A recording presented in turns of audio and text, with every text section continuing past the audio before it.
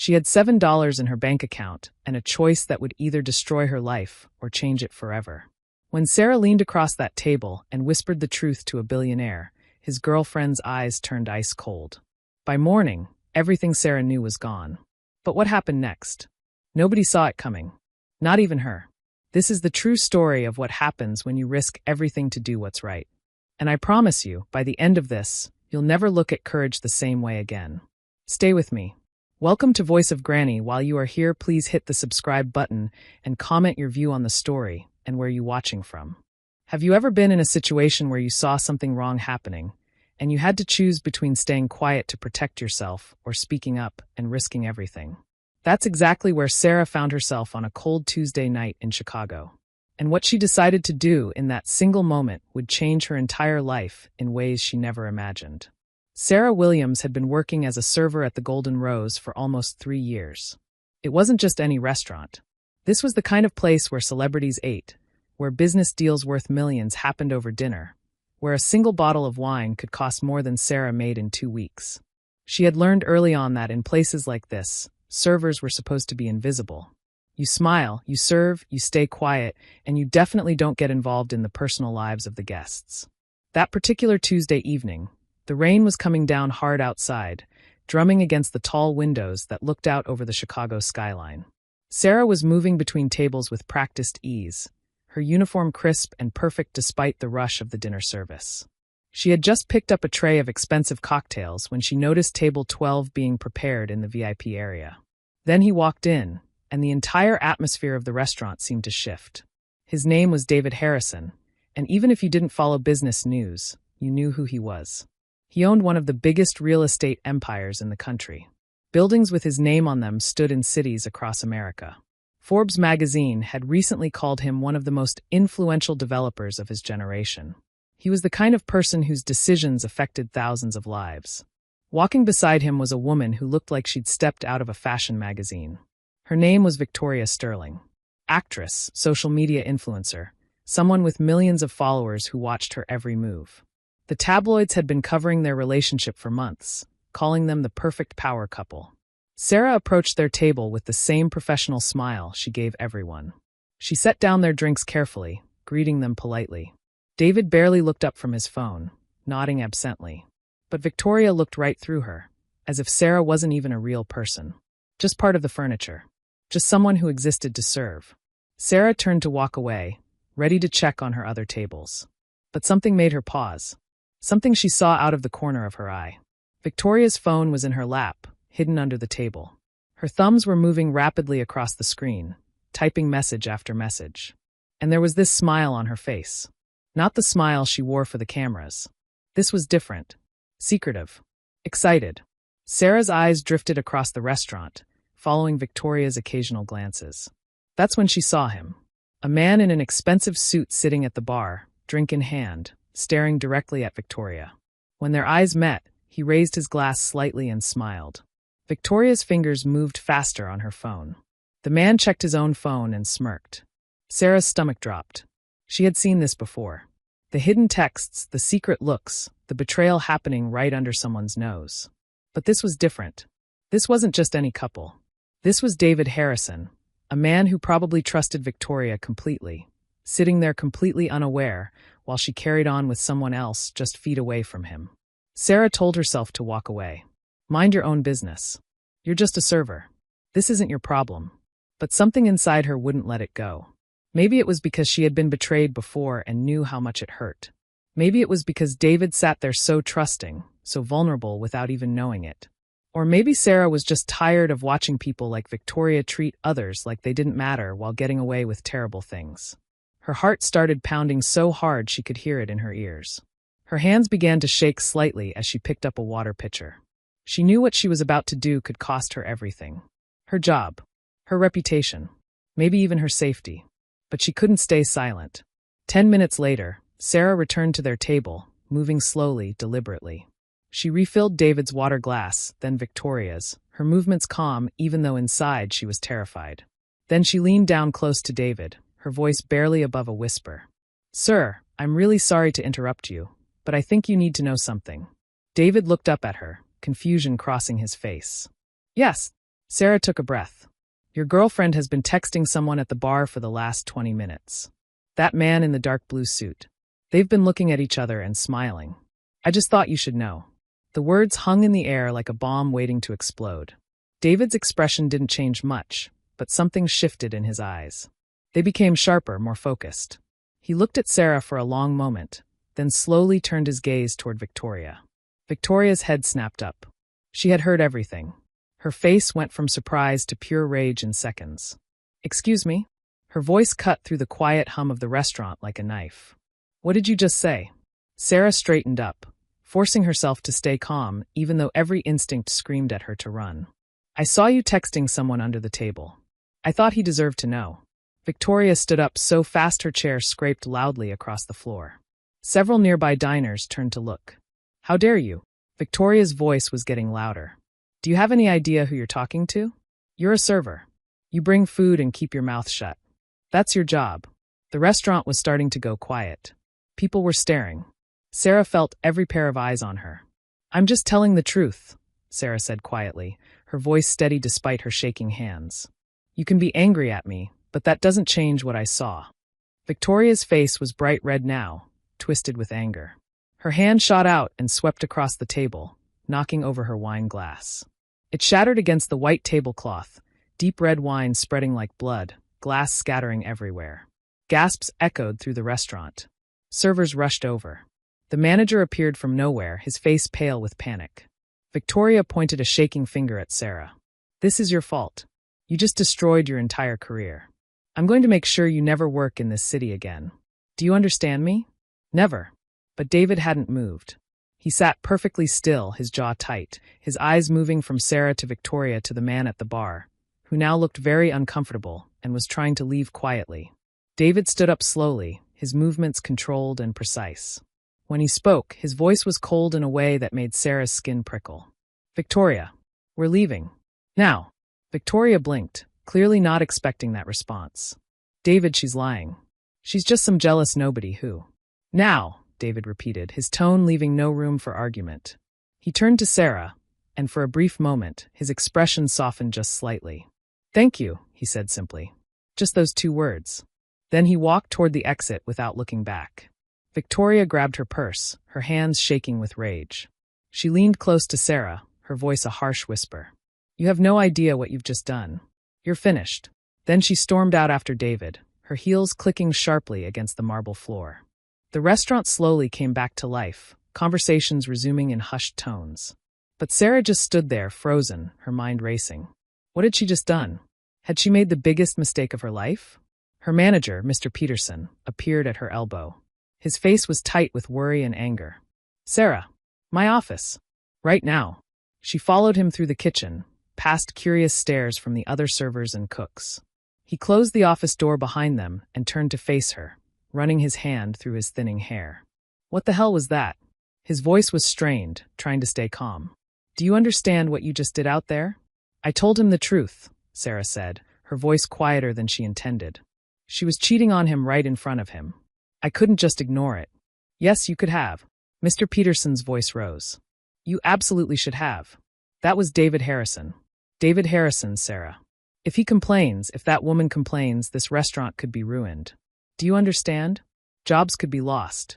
Not just yours. Everyone's. Sarah felt tears burning behind her eyes, but she refused to let them fall. I know who he was. But it still wasn't right. How could I just let him sit there like that? Mr. Peterson stared at her for a long moment, his expression a mix of frustration and something else. Maybe a tiny bit of understanding. He sighed heavily. Go home, Sarah. I need to figure out what to do about this. I need to talk to the owners. Just go home. Sarah nodded, not trusting herself to speak. She grabbed her coat from the back and walked out into the rain. The cold drops hit her face immediately, soaking through her clothes as she started the long walk home. She couldn't afford a cab. She couldn't afford much of anything. Her tiny apartment was 15 blocks away, and she walked every step in the pouring rain, replaying the entire scene over and over in her mind. Victoria's furious face. The shattering glass. The stairs. David's quiet thank you. Had she done the right thing? Or had she just destroyed her life for nothing? By the time she reached her building, she was completely drenched.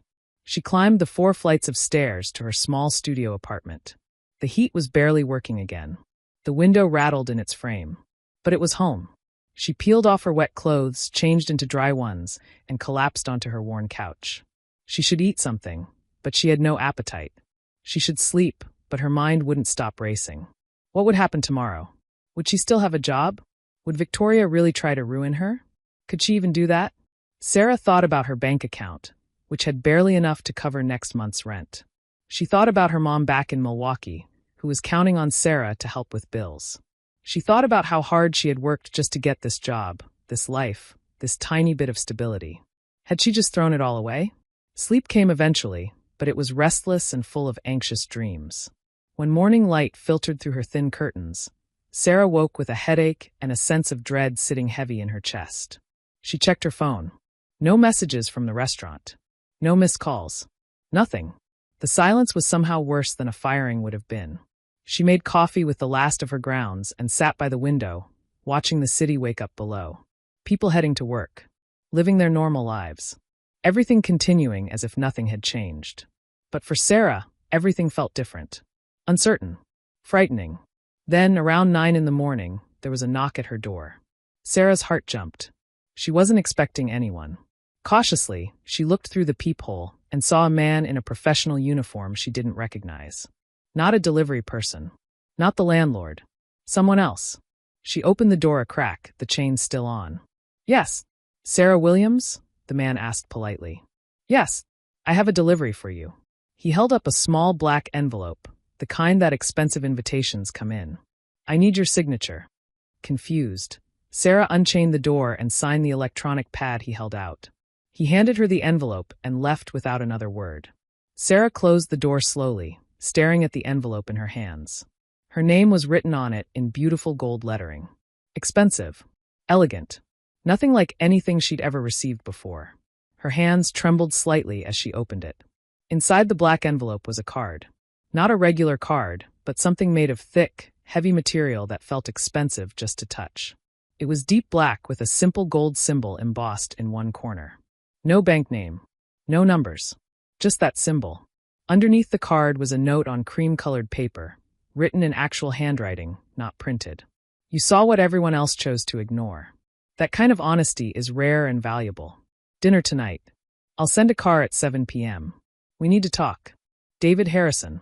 Sarah read it 3 times, her mind struggling to process what it meant. David Harrison had sent her this. He hadn't complained to her boss. He hadn't ignored what happened. He had sent her a personal invitation. Her phone buzzed. A text from an unknown number. "The card is yours. Keep it safe. The car will be there at 7. I owe you an explanation." Sarah sat down hard on her couch, still holding the card and note. This didn't make sense. She had expected to be fired. Maybe even threatened with a lawsuit. She hadn't expected this. She spent the entire day in a daze, trying to understand what was happening. Part of her wondered if this was some kind of trick. But the card felt real. The note looked genuine. And that text message, it had to be from him. By 6 o'clock, Sarah was standing in front of her small closet, staring at her limited options. She didn't own fancy clothes. She had one decent black dress, the same one she'd worn to every job interview and important occasion for the past 3 years. It wasn't designer. It wasn't glamorous. But it was clean and presentable.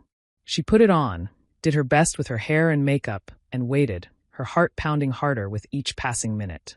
At exactly 7 o'clock, a sleek black car pulled up in front of her building. Sarah grabbed her purse, took a deep breath, and headed downstairs. The driver opened the door for her without a word. She slid into the back seat, and her breath caught. The interior was beautiful.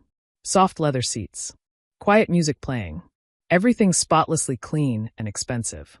The car moved smoothly through Chicago's streets, taking her through neighborhoods she recognized, then into areas she'd only seen from a distance.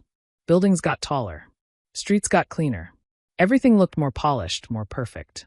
Finally, they pulled up in front of a restaurant Sarah had only read about in magazines. The kind of place where you needed reservations months in advance. The kind of place where regular people like her never went. The driver opened her door, and she stepped out onto a walkway made of smooth gray stone. A host in an immaculate suit greeted her at the entrance. "Miss Williams, Mr. Harrison is expecting you." Please follow me. Her legs felt weak as she followed him through a lobby that looked like it belonged in an art museum. Everything was modern and clean and expensive. They took an elevator up, and when the doors opened, Sarah found herself in a private dining room with floor-to-ceiling windows overlooking the entire city. And there, standing by the window with his back to her, was David Harrison. He turned when he heard her footsteps. In person, away from the chaos of last night, he looked younger than she expected. Maybe mid-30s. His expression was calm, unreadable, but not unfriendly. "Sarah," he said, gesturing to the table set for two. "Please sit down." She did, her hands folded tightly in her lap to keep them from shaking. For a moment, neither of them spoke. Then David sat down across from her and gave her a small, genuine smile. "You're probably wondering why you're here," he said. "Yes," Sarah managed to say. "I am." David leaned back slightly in his chair.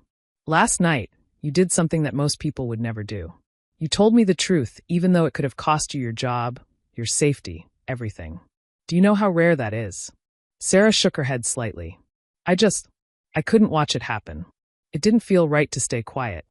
"Exactly," David said, and there was something in his voice that sounded almost relieved. "You acted because it was right, not because it benefited you. That's why you're here."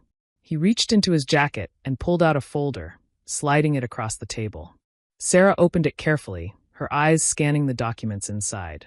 Financial records, text messages, photographs, bank statements, all involving Victoria. "She wasn't just cheating on me," David said, his voice hard now. "She was stealing from me. Her and that man at the bar, they were running a scheme. Victoria had access to some of my company accounts, access I gave her because I trusted her. They were creating fake contractors, fake projects, and funneling money out. Millions of dollars, Sarah. Millions." Sarah's hand flew to her mouth. "Oh my God. The man at the bar, his name is Richard Cole. He's a financial consultant who specializes in making money disappear. They've been doing this for almost 5 months." David's jaw tightened. "If you hadn't spoken up last night, I might never have known. Your warning made me suspicious. I had my security team look into everything. Within 6 hours, we had all the proof we needed." "What happened to them?" Sarah whispered. "They were arrested this morning," David said simply. "Both of them. They're facing serious charges. Fraud. Embezzlement. They're going to prison for a long time." Sarah felt dizzy. She had thought she was just pointing out a cheating girlfriend. She had no idea she'd uncovered a crime that big. "You didn't just save me from heartbreak, Sarah," David continued, his eyes meeting hers directly. "You saved my company. You saved my reputation. If this had continued, if they'd gotten away with more, the damage could have been catastrophic. So when I say thank you, I mean it from the bottom of my heart." Sarah didn't know what to say. She sat there, staring at this powerful man who was thanking her for something she'd done without thinking. Something she'd done simply because it felt wrong to stay silent. "I didn't do it for any of this," she finally said, her voice quiet. "I didn't even know about the money. I saw her betraying you, and I couldn't let it happen." "I know," David said, and his expression softened. "That's exactly what makes it matter. You didn't want anything from me. You weren't looking for a reward. You just did what was right. Do you know how rare that is, Sarah? Especially in my world." He gestured around them, at the expensive restaurant, the view of the city below. "In my world, everyone wants something. Everyone has an angle. Every conversation is a negotiation. Every friendship is really a business relationship. I've spent years surrounded by people who smile to my face while calculating how they can use me." His voice grew quieter. "Victoria fooled me completely. I thought she cared about me as a person, not just my money or my name. But she saw me as a target from day one. And I was blind to it." Sarah felt a surge of sympathy for him. Despite all his money and power, he'd been hurt just like anyone else. Betrayed by someone he trusted. "I'm sorry that happened to you," she said sincerely. "No one deserves that." David nodded, seeming to appreciate her words. Then he slid the black card toward her across the table. "This card is yours now, Sarah. It's not charity. Think of it as access. Access to opportunities you've never had before. Access to people who can help you. Access to a world that's been closed to you." Sarah stared at the card, almost afraid to touch it. "I don't understand. What do you want from me?" "Nothing," David said firmly. "That's the point. I'm not asking for anything in return. But I am offering you something. A job if you want it. As my personal assistant. The salary is $200,000 a year, with benefits, health insurance, retirement, everything. Sarah's mouth fell open. $200,000? That was more than she'd made in the last 6 years combined. She couldn't form words. I don't know what to say. Say yes, David said with a small smile. I need someone around me who I can trust. Someone who will tell me the truth even when it's hard. Someone who acts with integrity. That's you, Sarah. Last night proved that. Tears suddenly filled Sarah's eyes. She had spent so many years struggling, working multiple jobs, barely surviving. She sent money to her mom whenever she could. She ate ramen noodles for dinner most nights. She hadn't bought new clothes in 2 years. And now this man was offering her a life she'd never even dreamed of. Why are you being so kind to me? She whispered. David's expression grew thoughtful. Because someone needs to be. Because good people shouldn't be punished for doing good things. And because I believe that when you have resources, you have a responsibility to recognize value when you see it. You have value, Sarah. More than you know. They talked for hours after that. David asked about her life, her family, her dreams.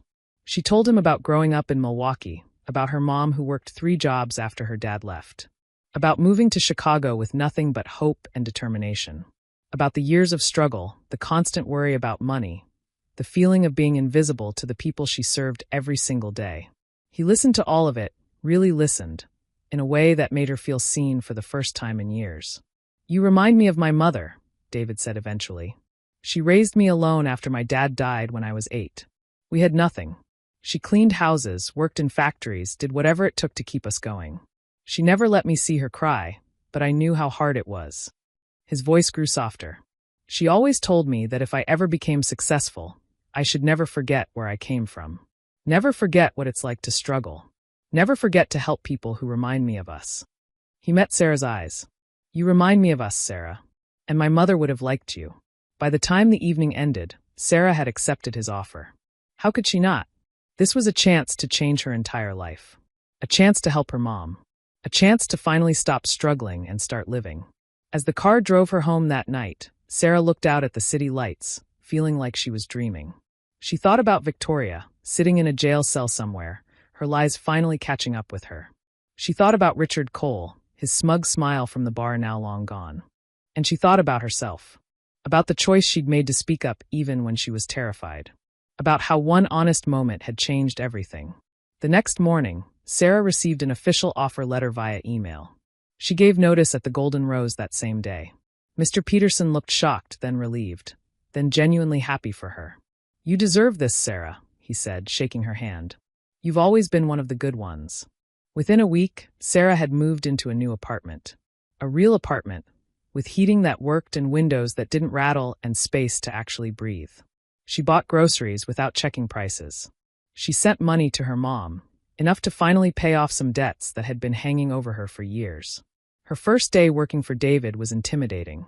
His office was on the top floor of one of Chicago's tallest buildings. Everyone dressed expensively. Everyone moved with purpose and confidence. But David made sure she felt welcome. He introduced her to everyone, made it clear she had his trust and respect, and gave her responsibilities that actually mattered. Months passed, and Sarah's life transformed in ways she couldn't have imagined that rainy Tuesday night at the Golden Rose. She learned quickly, absorbing everything she could about business, about real estate development, about how David's empire actually worked. She discovered she had good instincts. Her years of reading people as a server, of understanding what they wanted before they asked, translated surprisingly well into the business world. David relied on her judgment, often asking her opinion before making major decisions. You see things other people miss, he told her once. You notice the details. That's valuable. But more than the job, more than the money, something else was growing between them. Something neither of them had expected. It started small. Conversations that went longer than they needed to. Coffee breaks where they talked about things that had nothing to do with work. Moments when their eyes would meet across a conference room and they'd share a knowing look about something ridiculous someone had just said. David was different than Sarah had imagined wealthy, powerful men would be. He was kind. He was thoughtful. He remembered small things she mentioned in passing. He asked about her mom and seemed genuinely happy when Sarah told him her mom had finally been able to quit one of her jobs. And Sarah found herself looking forward to seeing him each day. Found herself dressing a little more carefully. Found her heart beating faster when he smiled at her. One evening, about 6 months after she'd started working for him, they were alone in his office. Most of the staff had gone home. The city lights sparkled through the windows, Chicago stretching out below them in all its beautiful chaos. David stood by the window, looking out, his expression thoughtful. Sarah had been organizing some files, but something about his posture made her pause. "David, are you okay?" He turned to look at her, and there was something vulnerable in his expression that she'd never seen before. "I've been thinking about that night," he said quietly. "The night at the restaurant. The night you changed everything." Sarah set down the files and walked over to stand near him, not too close, but close enough that she could see his face clearly. "What about it? I keep thinking about how different my life would be if you hadn't spoken up," David said. "Victoria and Richard would have taken millions more. Eventually, they would have destroyed my company. And I would have been completely blind to it, thinking I was in love with someone who only saw me as a mark." He shook his head slowly. "But more than that, I think about how lonely I was. How surrounded by people I was, yet how alone I felt. Everyone wanting something from me. Everyone playing a role. And then you came along and just told me the truth. Asked for nothing. Expected nothing. I did what anyone should do," Sarah said softly. "But most people don't," David replied. He turned to face her fully now. "Most people would have looked away. Minded their own business. Protected themselves. You didn't. You risked everything for a stranger." He took a small step closer to her. "These past few months, working with you, getting to know you, it's been the first time in years that I've felt like I could trust someone completely. Like I could just be myself without worrying about what someone wanted from me." Sarah's heart was pounding now. She knew where this was going. She'd felt it building for weeks. "Sarah," David said, his voice gentle, "I don't know if you feel this too, but I need to be honest with you. Somewhere along the way, this stopped being just about gratitude for me.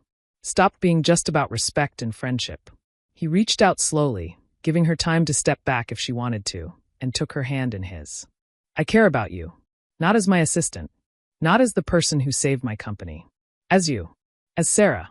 The woman who has more courage and integrity in her little finger than most people have in their entire body." Tears filled Sarah's eyes, but these were happy tears. "I feel it too," she whispered. "I've been afraid to say anything because I didn't want you to think I'd done all this to get close to you, or for the money, or—" "I would never think that," David interrupted gently. "I know exactly who you are, Sarah. You're the person who spoke up when it could cost you everything. That tells me everything I need to know about your character." He squeezed her hand softly. "I don't know where this goes. I don't know what happens next. But I know I want you in my life. Not just as someone who works for me, but as someone I trust. Someone I care about. He paused, seeming to search for the right words. "Someone I could maybe love if you'd give me that chance." Sarah smiled through her tears. "You already have that chance. You've had it for a while now." David smiled too, a real smile that reached his eyes and made him look younger and happier than she'd ever seen him. He reached up slowly and wiped away one of her tears with his thumb. "Thank you," he said softly. "For everything. For that first moment of courage. For every moment since. For being exactly who you are." And there, high above the city, in an office that still sometimes didn't feel quite real to her, Sarah Williams realized something important. She had walked into that restaurant months ago as someone invisible. Someone the world looked past without a second thought. Someone struggling just to survive. But she hadn't stayed invisible. One whispered truth, spoken when she was terrified, had opened a door to a life she never could have imagined. She hadn't asked for a reward. She hadn't expected anything in return. She'd simply done what felt right in her heart. And somehow, the universe had recognized that courage. Had answered it with opportunities and kindness, and now, maybe with love. "Thank you for giving me a chance," Sarah said softly. "For seeing me when I felt invisible." David shook his head gently. "You were never invisible, Sarah. Some of us just weren't looking closely enough. I'm grateful I finally saw you." Outside the window, the city lights sparkled like stars. Sarah thought about the girl she'd been just months ago. Scared. Struggling. Wondering if things would ever get better. That girl had found her voice. Had spoken up when it mattered. Had refused to stay silent even when silence would have been easier. And that courage, that one honest moment, had changed 2 lives forever. Because sometimes the smallest act of bravery can create the biggest transformation. Sometimes doing the right thing, even when you're terrified, is exactly what leads you to where you're meant to be. Sarah had learned that truth doesn't always cost you everything. Sometimes, if you're lucky, it gives you everything instead. The rain had stopped. The city gleamed below. And Sarah Williams, who had once felt invisible, now stood in the light, exactly where she belonged. If this story touched your heart, remember that courage doesn't always roar. Sometimes it's the quiet voice at the end of the day saying, "I'll speak up." Sometimes it's doing the right thing even when you're shaking with fear. Your honesty matters. Your integrity matters. You matter. What would you have done in Sarah's position? Would you have spoken up or stayed silent? Share your thoughts in the comments below.